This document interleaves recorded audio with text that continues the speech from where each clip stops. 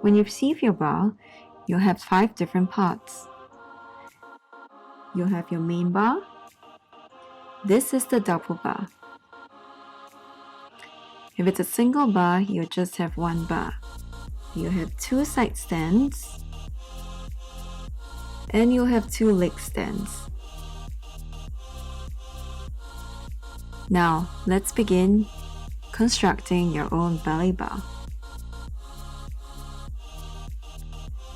In the first step, all you need to do is to prop the bar up, ideally against the wall. Make sure that the hollow end of the bar is facing upwards. Have a friend help you if you can get a friend. Next, take 1 bar stand and you're going to fit it into the bar facing upwards. Twist gently.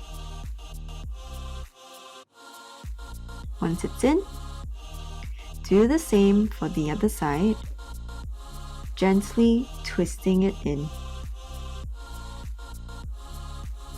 Make sure that you fully twist it in. Now that you have this in place, all you need to do in the next step is to get the leg stands and to fit it in to where the bar stand was already fitted in.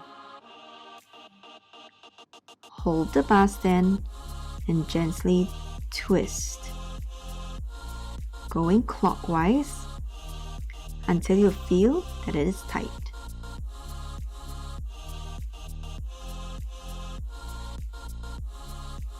Now, take your other bar stand and gently twist the leg in place. Twist clockwise until the bar leg stand can be fitted in tightly, making sure it's perpendicular. And once you've finished the bar, it's time to sit it back up straight. Place the bar where you need it to be and check the floor is uneven by shifting the bar. If you need to, adjust the leg stands by gently rotating it. You only need to do so if you feel like the floor is uneven. And now, you have finished building your very own ballet bar. The free movement ballet bars are portable, easy to keep, easy to assemble, and of course, safe for you and children. Now, always make sure that you choose a length that is appropriate for you.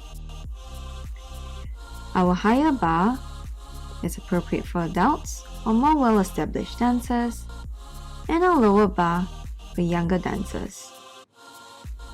And thank you for watching. Please subscribe to us if you have enjoyed this video, and we'll see you very soon.